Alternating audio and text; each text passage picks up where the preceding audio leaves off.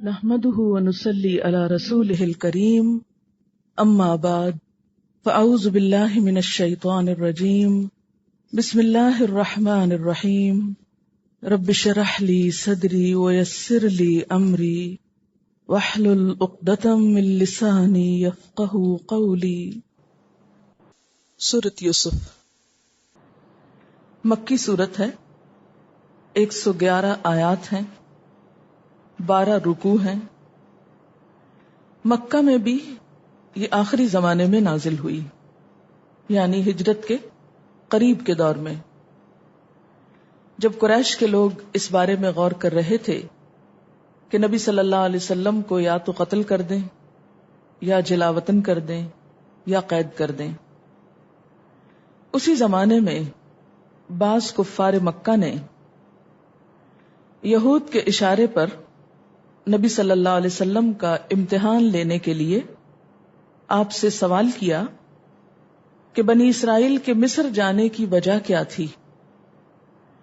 چونکہ اہل عرب اس قصے سے ناواقف تھے اور اس بات کا نام و نشان تک ان کی روایات میں نہیں تھا، اور آپ کے لیے اس کے بارے میں معلومات حاصل کرنے کا بھی کوئی ایسا فوری ذریعہ نہیں تھا، اور اس سے پہلے کبھی اس کا کوئی ذکر نبی صلی اللہ علیہ وسلم کی زبان سے سنا ہی نہیں گیا تھا۔ تو اس لیے ان کو یہ توقع تھی کہ یا تو آپ اس کا صحیح اور تفصیلی جواب نہ دے سکیں گے، یا اس وقت ٹال مٹول کر کے بعد میں جواب دیں گے کسی یہودی وغیرہ سے پوچھ کر۔ اس طرح آپ کا بھرم کھل جائے گا کہ آپ سچے نبی نہیں ہیں۔ لیکن اس آزمائش میں انہیں خود ہی منہ کی کھانی پڑی۔ جس وقت جس مجلس میں آپ سے سوال کیا گیا، اسی مجلس میں یہ سورت آپ کی زبان پر جاری کر دی گئی، اور نہ صرف یہ کہ پورا تفصیلی قصہ بیک وقت بیان ہوا، بلکہ اس کے ساتھ ساتھ اللہ تعالیٰ نے اس قصے کو قریش کے اوپر بھی چسپاں کر دیا کہ تم بھی اپنے بھائی کے ساتھ وہی کچھ کر رہے ہو جو برادران یوسف نے یوسف علیہ السلام کے ساتھ کیا۔ اس طرح یہ واقعہ خود ان کی اپنی شرمندگی اور ہزیمت کا سبب بن گیا۔ تو اس واقعے میں بے شمار سبق ہیں جو ساتھ ساتھ آپ کو بتائے جائیں گے، اور اختتام پر بھی ان کا ایک خلاصہ آپ صلی اللہ علیہ وسلم کی سیرت کے ساتھ کمپیئر کر کے بتایا جائے گا۔ تو ہم سورت پر براہ راست آتے ہیں۔ بسم اللہ الرحمن الرحیم، الف لام را، حروف مقطعات ہیں، الگ الگ حروف جن سے مل کر یہ کتاب بنی ہے عظیم الشان، جو ایک معجزہ ہے۔ تلک آیات الکتاب المبین، یہ آیات ہیں کتاب روشن کی، ایک واضح کتاب کی، اپنا مدعا صاف بیان کرنے والے کی۔ انا انزلناہ، بے شک ہم نے اس کو نازل کیا ہے، اس کتاب کے اتارنے والے ہم ہیں۔ قرآناً عربیاً، عربی زبان کا قرآن ہے۔ عربی میں کیوں اتارا؟ لعلکم تعقلون، تاکہ تم سمجھ سکو۔ قرآن پاک عربی زبان میں کیوں اتارا گیا؟ اور پھر مخاطب تو ساری دنیا ہے اس کی، اور سب سے کہا جا رہا ہے لعلکم تعقلون، تو ہم بھلا اس کو کیسے سمجھیں جبکہ یہ ہماری زبان ہی میں نہیں اترا؟ تو اس کا جواب یہ ہے کہ جتنی بھی کتابیں آئیں وہ جس پیغمبر پر آئیں، جس قوم میں آئیں، انہی کی زبان میں آئیں۔ کوئی ایک بھی آسمانی کتاب ایسی نہ تھی کہ جو ایک مخصوص قوم کے پاس بھیجی گئی ہو اور زبان کسی دوسری قوم کی استعمال کی گئی ہو۔ اسی طرح اس کتاب کے پہلے مخاطب بھی عرب تھے، جن کے ذریعے یہ پیغام پوری دنیا میں پھیلایا جانا تھا. اس لیے انصاف کا تقاضا یہی تھا کہ جس قوم کے اندر سے نبی اٹھایا گیا ہے اسی قوم کی زبان میں یہ کتاب بھی آئے، تاکہ اپنے نبی کے ساتھ اس قوم کا کمیونیکیشن بہتر ہو سکے، وہ فوری طور پر براہ راست بات کو اچھی طرح سمجھ سکیں اور عمل کر سکیں، اور پھر اس امانت کو لے کر دوسرے لوگوں تک بھی پہنچا سکیں. اس کام کے لیے پھر اللہ تعالی نے عربوں ہی کو کیوں چنا؟ اپنا آخری کلام عبرانی یا سریانی میں یا کسی آرامی زبان میں یا اس دور کی مشہور سپر پاور ایرانی یعنی فارسی زبان میں کیوں نہ اتار دیا، جو اس وقت کی مشہور زبانیں تھیں یا تاریخی زبانیں تھیں یا جن میں پہلی کتابیں آ چکی تھیں، ان میں کیوں نہیں؟ ایک تو بات یہ ہے کہ جس قوم میں آئی، اور دوسری بات یہ ہے کہ زبان کے اعتبار سے عربی زبان دیگر تمام زبانوں پر معنی اور مفہوم کو سمونے کی وسعت زیادہ رکھتی ہے. اس کو عربی کہا بھی اسی لیے گیا کہ یہ اپنا مدعا کا مطلب ہوتا ہے جو آپ کہنا چاہیں، اپنے آپ کو ایکسپریس کرنے کا سب سے زیادہ بہتر طریقہ رکھتی ہے. اور معنی کی جو باریکی ہوتی ہے، فرق ہوتا ہے، اس کے اندر جو لطافت ہوتی ہے، اس کے لیے الفاظ کی زیادہ بہتر سلیکشن اس زبان میں ملتی ہے.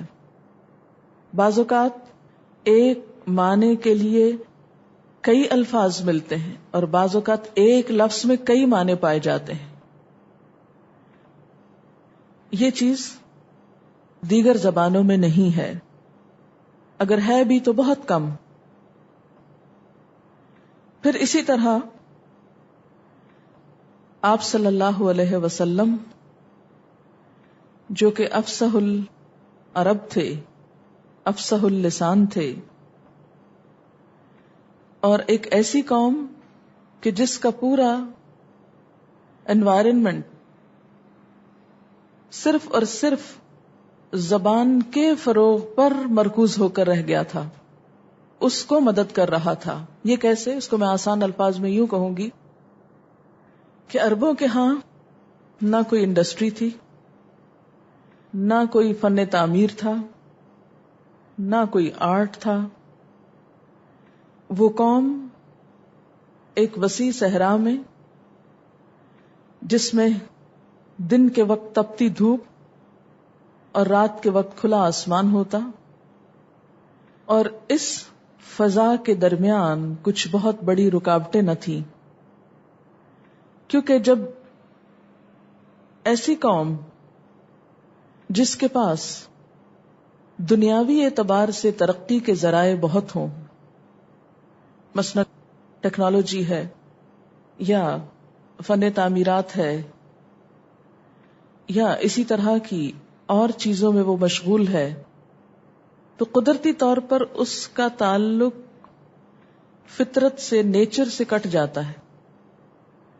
مثلا جو شخص کمپیوٹر کا ماہر ہے، وہ سارا وقت ایک سکرین پر بیٹھ کر دنیا کو دیکھ رہا ہے، ایک مشین کے ذریعے. وہ براہ راست نیچر سے کوئی تعلق نہیں رکھتا. مشینی دنیا میں رہنے والا انسان عموماً کولڈنس کا شکار ہو جاتا ہے. انسانی جذبات اور احساسات کی کمی واقع ہو جاتی ہے.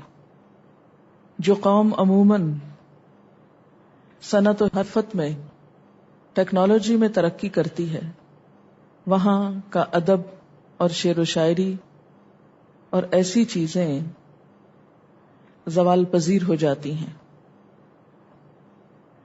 اگر ہم اور قوموں کو چھوڑ کر اپنے ہی لوگوں پر غور کریں تو آپ دیکھیں گے کہ جب تک ٹیلی ویژن نہیں تھا، جب تک کمپیوٹر نہیں تھا، اور جب تک مشینیں نہیں تھیں، اس وقت تک ہماری اردو زبان کی شعر و شاعری اور اس میں پروڈیوس ہونے والا لٹریچر کس قیمت کا ہے، اور مشینی دور میں جو کچھ سامنے آیا ہے وہ کس قسم کا ہے۔ ایک عام موازنہ آپ کر سکتے ہیں اگر آپ لٹریچر سے تھوڑا سا بھی واقف ہوں، تھوڑا سا بھی آپ کو شعر و شاعری سے دلچسپی ہو۔ علامہ اقبال جس دور میں آئے وہ اسی دور میں آئے، اگر علامہ اقبال آ جاتے تو شاید ان کے کلام پر کچھ بہت زیادہ توجہ نہ دی جاتی، اس لیے کہ لوگوں کے پاس کسی شاعر کے پاس پہنچ کے بیٹھ کے کلام سننے کا اتنا وقت ہی نہیں، وہ پریفر کرتے ہیں کہ گھر میں بیٹھ کے ٹیلی ویژن پر کچھ چیزیں دیکھ لیں۔ جتنا جتنا انسان ترقی کرتا جا رہا ہے اس کے اندر سے انسانی حس، ادبی حس اور کائنات میں غور و فکر ایک عام انسان کے لیے مشکل سے مشکل اور دوبھر ہوتا چلا جا رہا ہے۔ بڑی بڑی عمارتوں کے اندر رہنے والوں کو آسمان کم ہی نظر آتا ہے، روشنیوں کے شہر میں آسمان پہ جگمگاتے ستارے کم ہی نظر آتے ہیں، جس کی وجہ سے وہ لطیف جذبات پیدا ہی نہیں ہوتے۔ آپ کو پروگرام بنا کر ایک پکنک کے لیے نکلنا پڑتا ہے، اور وہ بھی اتنے تھک تھکا کر، کیونکہ اتنے آرام دہ زندگی کے عادی ہو گئے ہیں کہ وہاں پہنچ کر بھی تھکاوٹ کا ایسا برا حال ہوتا ہے کہ کسی بھی چیز سے صحیح معنی میں آپ انجوائے نہیں کر سکتے۔ لیکن جیسے اقبال نے کہا کہ فطرت کے مقاصد کی کرتا ہے نگہبانی، یا بندہ صحرائی یا بندہ کوہستانی، کہ فطرت کے جو مقاصد ہیں اس کی حفاظت دو قسم کے لوگ کر سکتے ہیں، یا صحرا میں رہنے والے یا پہاڑوں میں رہنے والے۔ کیوں؟ اس لیے کہ وہ زیادہ قریب سے اللہ کی قدرتوں کا مشاہدہ کرتے ہیں۔ آج کا بت مادہ پرستی ہے، تو ایسے میں جو لوگ اس قسم کے انوائرنمنٹ میں رہتے ہوں پھر وہ اسی چیز کے ہو کر رہ جاتے ہیں جو ان کی نگاہیں دیکھتی ہیں، اور وہ کیا دیکھتی ہیں؟ ہر وقت مین میڈ چیزیں۔ جو نگاہیں ہر وقت مین میڈ چیزیں دیکھتی ہیں وہ انسانوں ہی کی غلام ہو کے رہ جاتی ہیں، وہ اس سے اوپر اٹھ کر خدا تک بمشکل پہنچتی ہیں۔ لیکن جو آنکھ کیمرے کی آنکھ سے نہیں، اپنی براہ راست آنکھ سے آسمان کا اور زمین کا اور ان تمام چیزوں کی وسعت کا مشاہدہ کرتی ہے، اس کے احساسات اور جذبات بالکل مختلف ہوتے ہیں۔ آپ نے دیکھا ہوگا کہ گاؤں کے لوگ عموماً زیادہ کھلی بات کرتے ہیں شہر کے لوگوں کی نسبت۔ جو جتنی دور دراز علاقوں میں بولی جاتی ہے زبان اتنی ہی خالص ہوتی ہے، اتنی ہی زیادہ زوردار ہوتی، اتنی ہی شدید ہوتی ہے۔ تو عربوں کو چنا بھی اس لیے گیا کہ سخت جان تھے، سخت کوش تھے، ان کے آگے کوئی ٹھہر نہیں سکتا تھا۔ دوسرا یہ کہ جو دل میں ہوتا تھا وہی زبان پہ ہوتا تھا۔ تیسرا یہ کہ فطرت کا مشاہدہ براہ راست کر رہے تھے۔ افلا ينظرون الى الابل كيف خلقت والى السماء كيف رفعت والى الارض كيف سطحت والى الجبال كيف نصبت۔ لیکن اگر ہم سے کوئی کہے تو ہم کہیں تو ہم نے تو اونٹ کبھی دیکھا نہیں، وہ تو زو میں جائیں گے تو جا کے دیکھیں گے۔ ہمیں ہر وقت یہی چیزیں نظر آتی، پنکھا کیسے چلتا ہے اور یہ چھت کیسے اٹھی ہوئی ہے اور یہ پلر کیسے گڑے ہوئے ہیں۔ اور ان کو کیا نظر آتا تھا؟ اللہ کی خدائی نظر آتی تھی، اس کی عظمت نظر آتی تھی، اس لیے ان کو ڈائریکٹ اس سے ریلیٹ کیا گیا۔ تو عربوں کو چنا ہی ان مختلف خصوصیات کی بنا پر گیا، اور اس مخصوص ماحول کے اندر رہنے کی وجہ سے ان کی زبان بھی بڑی خالص تھی، اور اس میں وہ خرابیاں نہیں تھی جو عام طور پر بہت سویلائزڈ اور شہری زندگی اور مصنوعی زندگی کے اندر واقع ہو جاتی ہیں۔ تو اللہ تعالیٰ نے نمبر 1 اس قوم کو چنا کچھ ان کی خوبیوں کی وجہ سے، نمبر 2 ان کی زبان کو چنا کیونکہ زبان انسانوں کے رہن سہن، سوچ، جذبات کی عکاس ہوتی ہے. تو ان کی زبان فطرت کے قریب ترین زبان تھی. فطرت کا سبق انسان کے اندر اتارنے کے لیے نہایت مفید تھی.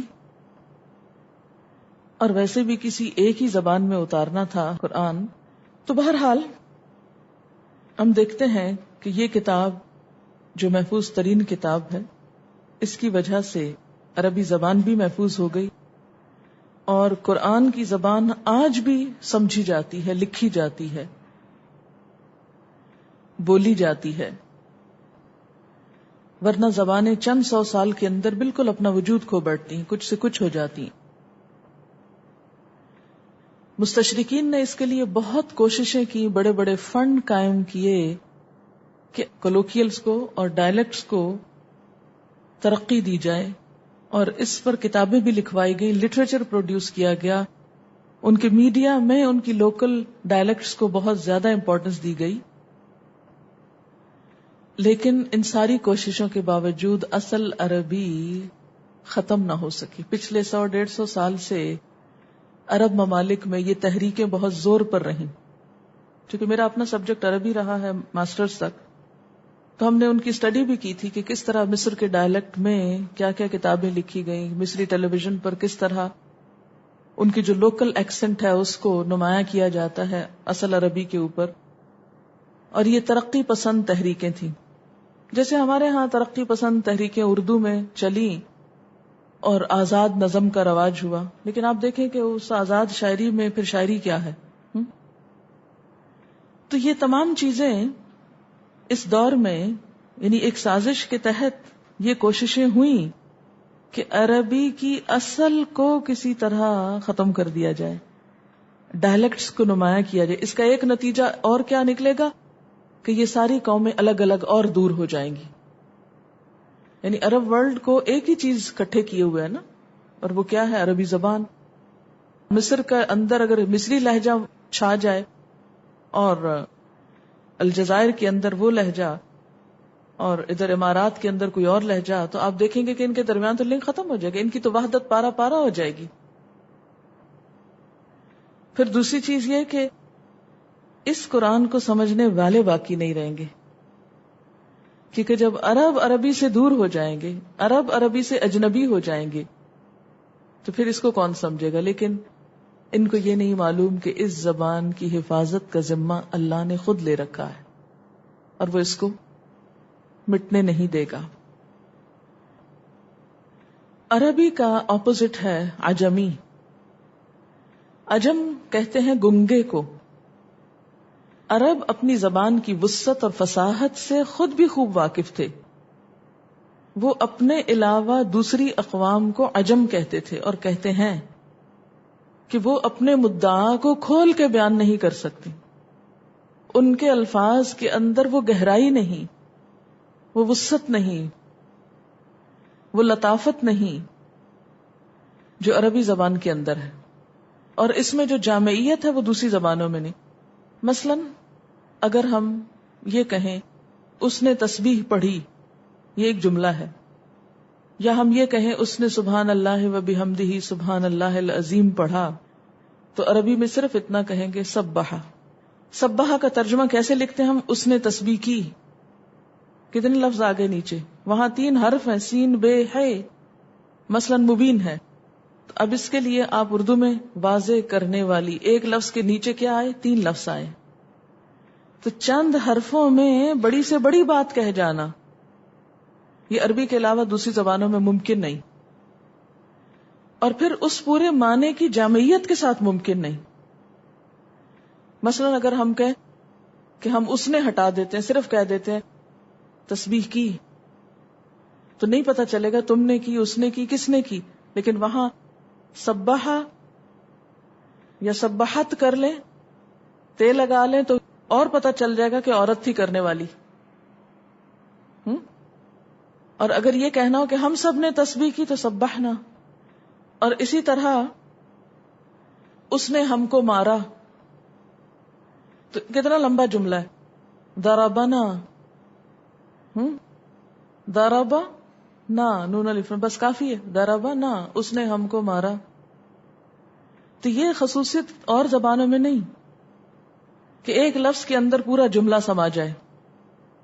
اگر یہ کتاب کسی اور زبان میں اترتی تو یہ 30 پاروں کے بجائے شاید 60 سپارے ہوتے. اتنی لمبی باتیں کرنی پڑتی. اور پھر آپ دیکھیں کہ ہمارے ہاں مارنے کا لفظ بس مارنے کے لیے ہی ہے، لیکن عربی میں ضربہ کا لفظ جو ہے کہیں سفر کے لیے، کہیں مثال بیان کرنے کے لیے، کہیں واقعی مارنے کے لیے، کہیں کسی اور معنی میں. مہینے کی ہر رات کا نام الگ ہے. جیسے ہمارے ہاں تو ہفتے کے ہر دن کا نام الگ ہے نا، تو عربی میں مہینے کی ہر رات کا نام الگ ہے. یہ الگ بات ہے کہ استعمال نہیں کرتے، لیکن جب ایک زبان کی بات آتی ہے تو اس وقت پھر مقابلے میں کوئی ٹھہر نہیں سکتا. پھر اسی طرح شعر کے لیے بے پناہ لفظ ہیں، شاید 300 ہیں یا کچھ. شراب کے لیے بے شمار لفظ ہیں. یعنی بعض اوقات ایک معنی کی ادائیگی کے لیے بے شمار سینکڑوں میں لفظ، اور بعض اوقات لمبے لمبے جملوں کے لیے ایک لفظ، اور بعض اوقات ایک لفظ کے 2 اپوزٹ معنی، ایک ہی لفظ کے 2 اپوزٹ معنی. ظن کا معنی گمان اور ظن کا معنی یقین. پھر اسی طرح آپ دیکھیں کہ ایک ہی فعل حال کے لیے بھی اور مستقبل کے لیے، یضرب، دونوں معنی نکل سکتے ہیں. وہ مارتا ہے یا دوسرا معنی مارے گا. اب دیکھیں اردو میں یا انگریزی میں یا کسی اور زبان میں عموماً ایسا نہیں ہوتا. یعنی فعل کے اندر، کیونکہ فعل کی کنٹراڈکشن سب سے مشکل ہے، اور اس کی وجہ سے قرآن کے معنی میں اتنی خوبصورتی پیدا ہو جاتی ہے بعض اوقات کہ کسی اور چیز میں نہیں آتی. مثلاً قرآن پاک کی ایک آیت ہے کہ اللہ سبحانہ و تعالیٰ نے گھوڑے پیدا کیے، خچر پیدا کیے. وَيَخْلُقُ مَا لَا تَعْلَمُونَ. یخلق کیا ہے؟ فعل مضارع. وہ پیدا کرتا ہے جو تم نہیں جانتے. اور دوسرا معنی کیا کر سکتے؟ وہ پیدا کرے گا ان فیوچر، جس کا تمہیں ابھی نہیں پتا. یہ ذو معنی بات فعل مضارع کے ذریعے ہی ہو سکتی ہے، اردو انگریزی میں نہیں ہو سکتی. بہت سارے لوگ اس پر اعتراض کرتے ہیں کہ قرآن عربی میں کیوں آیا ہے، اردو میں کیوں نہیں، انگریزی میں کیوں نہیں، فلاں زبان میں کیوں نہیں. تو بات یہ ہے کہ دوسری زبانیں مصنوعی دنیا کی پیداوار ہے. مثلا آج کی انگریزی جو ہے یہ مصنوعی دنیا کی پیداوار ہے. ہو سکتا ہے اس کی ووکیبلری بھی بہت رچ ہو اور بہت مضبوط ہو، لیکن اس کے باوجود مصنوعی دنیا کے تقاضے اور ہیں، فطری دنیا کے تقاضے اور ہیں. تو جو فطری دنیا میں ہے اس کے ادائیگی کے لیے مصنوعی دنیا کی زبان جو ہے وہ فائدہ نہیں دیتی. اب آپ دیکھیں کہ اگرچہ عربی ہماری اپنی زبان نہیں، لیکن اس کے باوجود میں ایک جملہ عربی میں پڑھتی ہوں اور وہی اردو میں پڑھتی ہوں، اور آپ دیکھیں کہ دونوں کا ایفیکٹ کیا آتا ہے. انا انزلناہ قرآنا عربیا لعلکم تعقلون. ہم نے اسے نازل کیا ہے قرآن بنا کر عربی زبان میں تاکہ تم اس کو اچھی طرح سمجھ سکو. آپ الفاظ پہ نہیں غور کریں، تاثیر کو دیکھیں، الفاظ نہیں سنیں. یعنی اس وقت جب میں بولوں گی تو آپ نے لفظ نہیں سمجھنے کی کوشش کرنی، ساؤنڈ کو سنیں. ساؤنڈ کا ایک ایفیکٹ ہوتا ہے نا، جب کوئی بھی زبان بولی جاتی ہے تو اس کا ایک ایفیکٹ آتا ہے دل کے اوپر. اس وقت صرف وہ جو اس کی فریکوینسی ہے نا اس کو دیکھیں. انا انزلناہ قرآنا عربیا لعلکم تعقلون. ہم نے اسے نازل کیا ہے قرآن بنا کر عربی زبان میں تاکہ تم اس کو اچھی طرح سمجھو. ساؤنڈ کو محسوس کیا آپ نے دونوں کے؟ ہم نے اسے نازل کیا ہے قرآن بنا کر عربی زبان میں تاکہ تم اس کو اچھی طرح سمجھو. وہ رو بھی نہیں ہے اس زبان میں. اسی طرح آپ فارسی میں یہ جملہ بول لیں، یہی جملہ انگریزی میں بولیں، یہی جملہ آپ کسی زبان میں بولیں. اگر آپ کو 5-7 زبانیں آتی ہو، فرینچ، جرمن وغیرہ، سب کو ملا کے اسی سیم سینٹینس کو آپ بولتے جائیں مختلف زبانوں میں، اور پھر ذرا دل میں بھی محسوس کرتے جائیں. آپ باقی زبانوں کو چھوڑیں جو آپ کو سمجھ آتی، آپ دیکھیں گے کہ کسی بھی زبان میں یہ کتاب اترتی تو دلوں کو پگھلا نہیں سکتی تھی جو عربی میں اتر کے پگھلا رہی ہے. انا انزلناہ قرآنا عربیا لعلکم تعقلون. اچھا، اسی لیے الف لام میم الف لام را یہ عاجز کرنے والے حرف ہیں. تمہاری زبانوں میں بھی یہی الف لام میم ہے، ALM ہے، لیکن اسی ساؤنڈ سے، ALM کی ساؤنڈ سے یا الف لام را کی ساؤنڈ سے بناؤ یہ سینٹنس، وہ ایفیکٹ نہیں آتا. پھر دوسری بات یہ ہے کہ عربی زبان میں جو آسانی ہے وہ دوسری زبانوں میں نہیں. آپ میں سے بہت سے لوگ ایسے ہوں گے کہ جنہوں نے for the very first time کوئی عربک میں سینٹنس پڑھا ہوگا، یعنی اس کا معنی سمجھا ہوگا، ترجمہ. یہ ایسا کیوں ہوتا ہے؟ یہ کیسے ممکن ہوا؟ اس کی بنیادی وجہ یہی ہے کہ یہ اللہ کی زبان ہے اور اللہ نے وعدہ کیا ہے وَلَقَدْ يَسَّرْنَا الْقُرْآنَ لِلذِّكْرِ فَهَلْ مِن مُدَّكِرٍ. جو زبان آپ کو نہیں آتی اس کی کتاب کھولیں اور آپ کسی کو کہیں کہ ورڈ ٹو ورڈ مجھے پڑھاتے جائیں، اور پھر تھوڑی دیر کے بعد آپ اس کو ذرا دہرائیں. اتنے فیصد الفاظ یاد نہیں رہیں گے جتنے قرآن کے آپ کو یاد ہو جاتے ہیں. اور سب سے بڑی خوبی یہ کہ دلوں پہ اثر کرتی، دلوں کو بدلتی، اور دل پر اتری بھی ہے. اور دین کا اصل تقاضا دل بدلنا ہے. دل نہ بدلے تو کچھ نہیں بدلتا. دل بدلتا ہے تو نیتیں بدل جاتی ہیں، عمل بدل جاتا ہے، گفتگو بدل جاتی، معاملات بدل جاتے ہیں، لینے دینے کے معیار بدل جاتے ہیں، محبتیں نفرتیں بدل جاتی، سب کچھ بدل جاتا ہے. نبی صلی اللہ علیہ وسلم نے جو انقلاب پیدا کیا تھا اس کے پیچھے اسی کتاب کی فورس تھی، قوت تھی. اور اس کتاب نے کیا کیا تھا؟ دل بدل دیے تھے، پرائرٹیز بدل گئی تھی. لہٰذا وہ چند ہی سالوں میں عرب و عجم کے بادشاہ ہو گئے تھے. انا انزلناہ قرآنا عربیا لعلکم تعقلون، تاکہ تم سمجھ سکو، تم سب سمجھ سکو. اس زبان میں اس لیے اتارا ہے یعنی صرف عرب نہیں، سب سمجھ سکو. تو آپ خود نتیجہ نکال سکتے ہیں کہ یہاں پر یہی لفظ ہونا چاہیے تھا، کوئی اور نہیں، حتیٰ کہ اس سے ملتا جلتا بھی کوئی اور نہیں، باوجود اس کے کہ اردو میں اس کا ترجمہ وہی ہوتا ہے. مثلا ڈرنے کے لیے 8-9 لفظ ہیں، تو اگر ایک کو اٹھا کے دوسرے کو اس کی جگہ رکھ دیا جائے تو وہ مفہوم ہی بدل جائے گا، اگرچہ اردو ترجمہ ایک ہی رہے گا. وآخر دعوانا ان الحمد للہ رب العالمین. سبحانک اللہم وبحمدک نشہد ان لا الہ الا انت نستغفرک ونتوب الیک. السلام علیکم ورحمۃ اللہ وبرکاتہ.